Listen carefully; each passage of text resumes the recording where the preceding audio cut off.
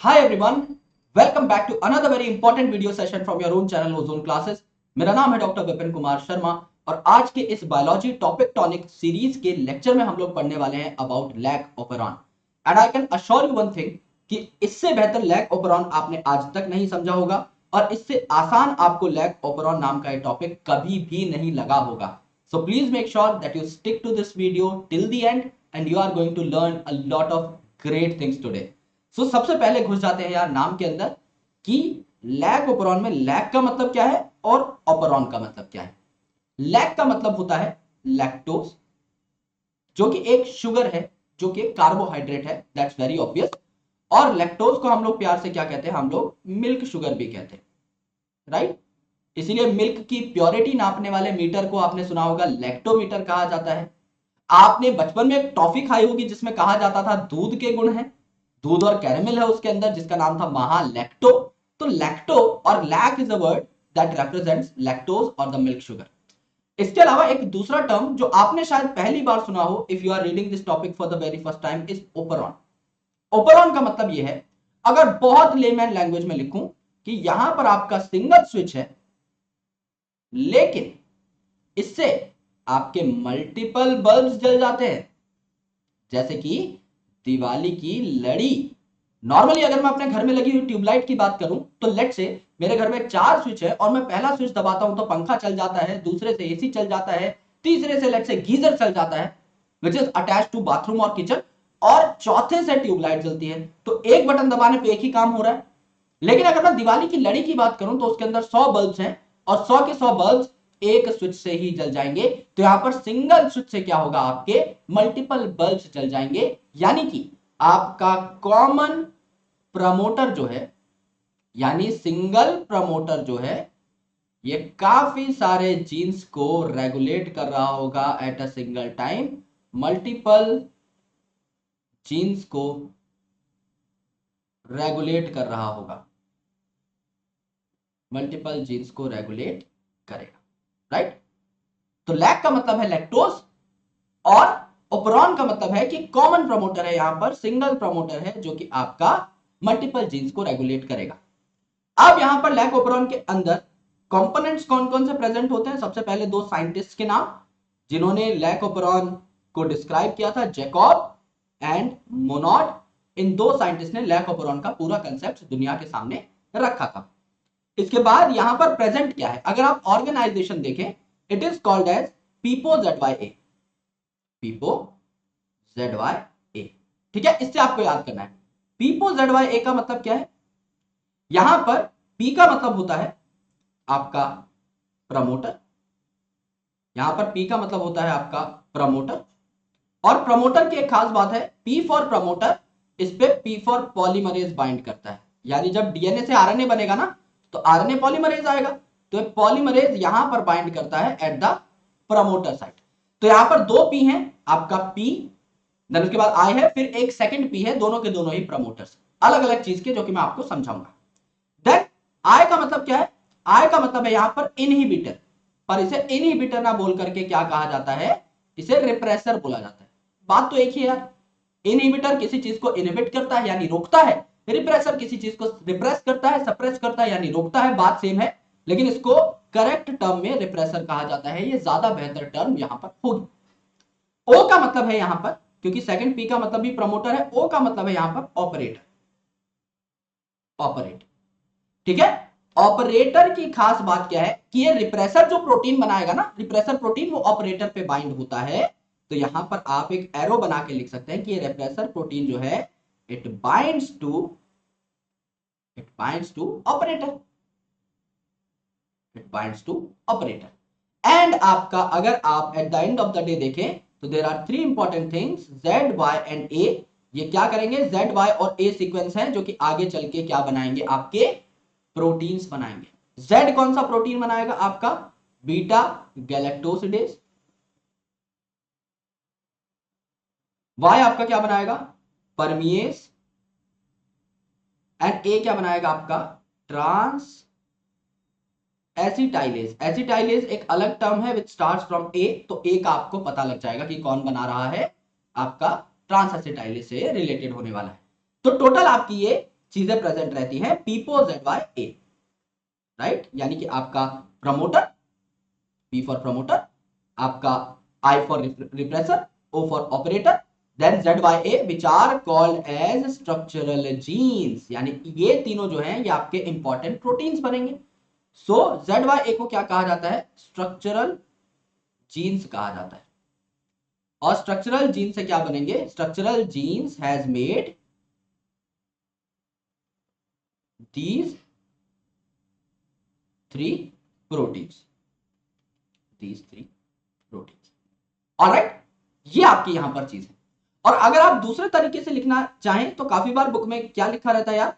ये लिखा रहता है कि आपके लैकोपेरॉन में चीजें कौन कौन सी प्रेजेंट है, तो आर सोप नाम की 4 चीजें प्रेजेंट, आर सोप। As for structural gene, structural gene कौन कौन से हो गए? ZY और A। O का मतलब क्या हो गया? ऑपरेटर। P का मतलब क्या हो गया? प्रमोटर, है ना। और R का मतलब क्या हो गया? रेगुलेटर। रेगुलेटर क्या है यहां पर? रिप्रेसर। तो ये 4 चीजें आपकी पाई जाती हैं। जैसे PIPOZYA में P और P तो 2 बार हो गए प्रमोटर, I बीच में आया यानी कि आपका रिप्रेसर, PIP हो गया, O का मतलब ऑपरेटर, और ZYA सारे के सारे स्ट्रक्चरल जीन है। यानी ये बात भी आपकी करेक्ट है।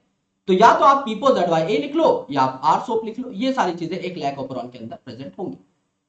आप समझ लो एक बैक्टीरिया है, ठीक है, क्योंकि ओपेरॉन सिस्टम जो है ना ये आपका स्पेसिफिकली कहां पाया जाता है? प्रोकैरियोटिक सिस्टम्स के अंदर पाया जाता है। यानी ये जो ओपेरॉन सिस्टम है किसमें मिलेगा आपको? प्रोकैरियोटिक ऑर्गेनिजम्स में, यानी बैक्टीरिया वगैरह में देखने को मिलेगा। So prokaryotes have this system, prokaryotes have this system. Operon जो है वो आपका प्रोकैरियोट्स में देखने को मिलता है, राइट। तो अब जैसे बैक्टीरिया उसके आसपास प्रेजेंट है ग्लूकोज, तो वो क्या करेगा? ग्लूकोज को खाएगा। उस टाइम पर क्या लैकोपेरॉन एक्टिवेट करने का कोई फायदा है? मेरे भाई आपका लैक्टोज वहां पे है ही नहीं, तो उसको तोड़ने वाले एंजाइम क्यों बनेंगे? बीटा गैलेक्टोसिडेज क्या करता है? नाम क्या है? Beta galactosidase. ये लैक्टोज को तोड़ता है ग्लूकोज और गैलेक्टोज के अंदर। तो जब लैक्टोज है ही नहीं तो क्या बीटा गैलेक्टोसिडेज का कोई फायदा है? नहीं, तो ये नहीं बनेगा। भाई परमिएज क्या करता है? नाम ही है परमिएज, तो ये परमिएबिलिटी को बढ़ाता है। अगर आसपास बैक्टीरिया के लैक्टोज प्रेजेंट है तो उस लैक्टोज को अंदर लेके आएगा बैक्टीरिया के सेल के। तो अगर लैक्टोज है ही नहीं तो क्या परमिएज का कोई काम है? नहीं। तो क्या ये बनेगा? नहीं। ट्रांस एसिटाइलेज क्या करता है? परमिएज और बीटा गैलेक्टोसिडेज को और एक्टिवेट करता है। तो अगर मेरे भाई बैक्टीरिया के चारों ओर है ही नहीं आपका लैक्टोज, तो क्या ये तीनों एंजाइम बनेंगे? नहीं बनेंगे।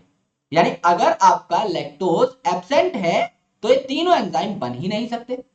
और अगर लैक्टोज प्रेजेंट है तो आपने वो मीम जरूर देखा होगा कि मारो मुझे मारो, राइट। तो यहां पे ये जो बंदा है ये कहता है कि यार मुझे मारो, खुद कह रहा है। ऐसे ही लैक्टोज जो है वो खुद कहेगा। ये बंदा कौन है? लैक्टोज है। लैक्टोज खुद क्या कहेगा? भैया मारो मुझे मारो, ठीक है। लैक्टोज खुद क्या कहेगा? मारो मुझे मारो, कि भैया मैं आ चुका हूं, है ना, अब मुझे मारो। यानी लैक्टोज आ चुका है तो सबसे पहले कौन एक्टिवेट होगा आपका? परमिएज एक्टिवेट होगा। परमिएज क्या करेगा? लैक्टोज को सेल के अंदर ले आएगा। अब लैक्टोज को अंदर लाने के बाद बीटा गैलेक्टोसिडेज उसे तोड़ेगा, और इन दोनों की एक्टिविटी को कौन बढ़ा देगा मेरे भाई? आपका ट्रांस एसिटाइलेज बढ़ा देगा। तो क्या तीनों का काम अब स्टार्ट हो गया है लैक्टोज के आने के बाद? यस। तो लैक्टोज क्या है? खुद ही खुद में कहलाता है एक इंड्यूसर, और लैकोपेरॉन कहलाता है इंड्यूसिबल ओपेरॉन। लैक्टोज खुद एक इंड्यूसर है क्योंकि ये खुद कह रहा है कि भाई मैं आ चुका हूं, मुझे तोड़ो। And that's why lac operon is called as an inducible operon. Inducible operon मतलब लैक्टोज आने पर ही ये आपका स्टार्ट होता है। लैक्टोज आने पर ये स्टार्ट होगा, अदरवाइज ये ऑफ रहेगा। तो समझ लो लैक्टोज नहीं है। अब बात करते हैं एनसीईआरटी की। समझ लो लैक्टोज है ही नहीं, इंड्यूसर एब्सेंट है। अगर लैक्टोज है ही नहीं, क्या जेड वाई और ए एक्सप्रेस करेंगे? क्या बीटा गैलेक्टोसिडेज ट्रांस एसिटाइलेज परमेज बनेगा? भाई काम ही नहीं है तो नहीं बनेगा। उसके लिए हमें क्या करना है? हमें रास्ते को ब्लॉक कर देना है, जिससे आपका ये जो तीनों डीएनए के सीक्वेंसेस हैं आरएनए में कन्वर्ट ही ना हो पाए। सो आपका यहां पर एक आरएनए पॉलीमरेज आकर बाइंड किया प्रमोटर पे और उसने रिप्रेसर प्रोटीन बना दिया। अब रिप्रेसर प्रोटीन बन चुका है, राइट, ये रिप्रेसर प्रोटीन तैयार हो चुका है, आपका रिप्रेसर प्रोटीन तैयार हो चुका है।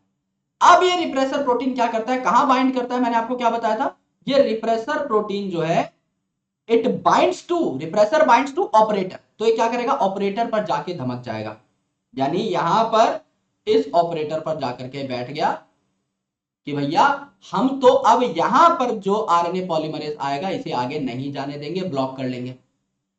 जब तक आरएनए पॉलीमरेज आगे नहीं जा रहा आरएनए बन ही नहीं पाएगा, तो ना जेड का आरएनए बना, ना वाई का आरएनए बना, ना ए का आरएनए बना, यानी तीनों के तीनों जो जीन्स थे वो एक्सप्रेस कर ही नहीं पाए, इनकी बत्ती बन गई।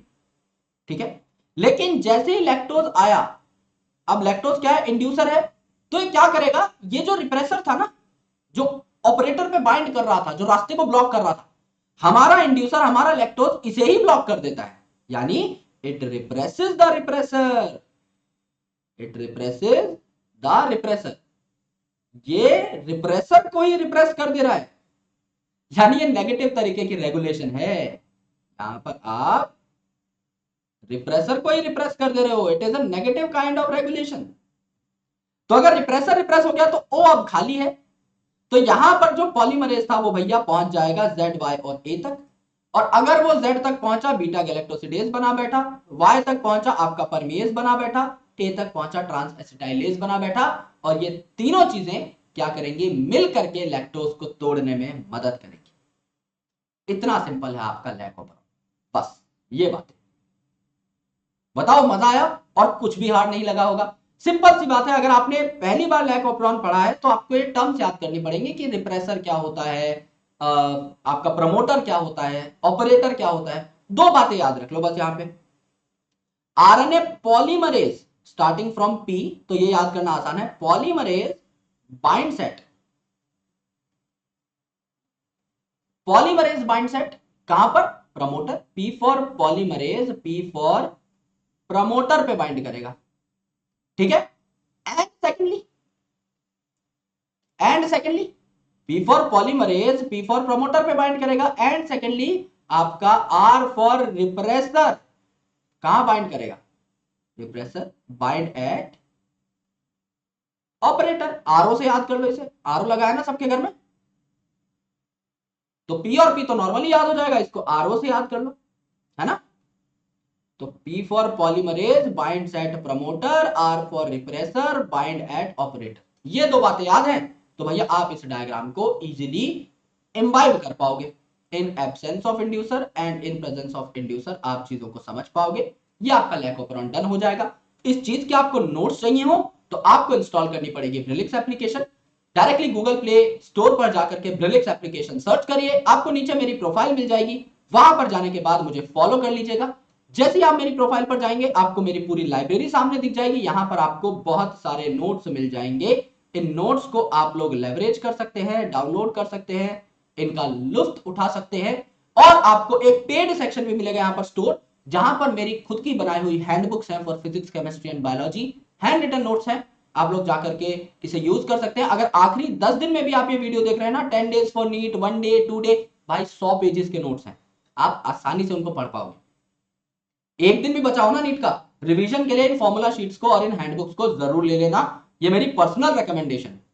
You know how good content I used to make, तो बहुत मजा आएगा तुमको, और प्रीव्यू भी अवेलेबल है, खरीदने से पहले एक बार देख लेना कि कैसे समझ में आ रहा है, and you will definitely take them up.